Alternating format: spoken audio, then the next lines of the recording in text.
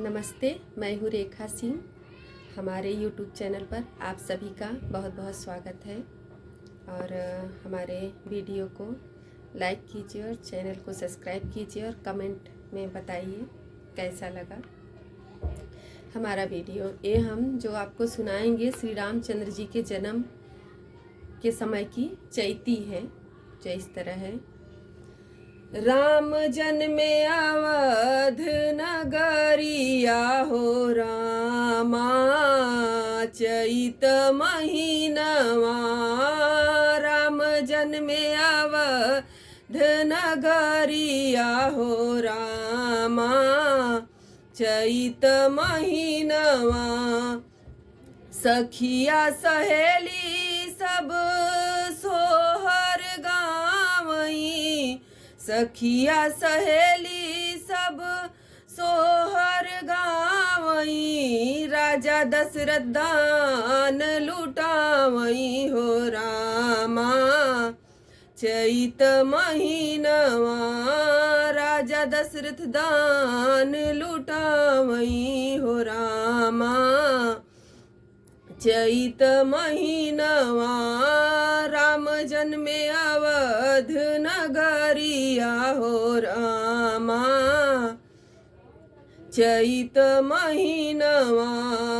धूप दीप आरती उतारे नर नारी, धूप दीप आरती उतारे नर नारी। पलना झुलावई कहो सिल्या महतारी, पलना झुलावई कहो सिल्या महतारी।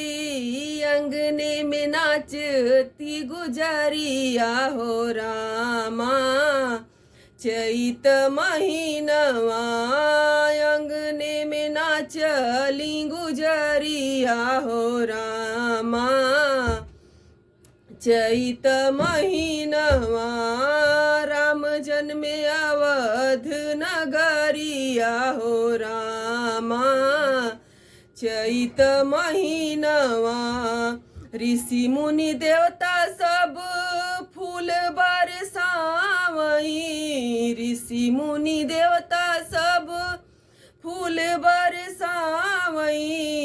जय जयकार करई राम गुण गावई, जय जयकार करई राम गुण गावई।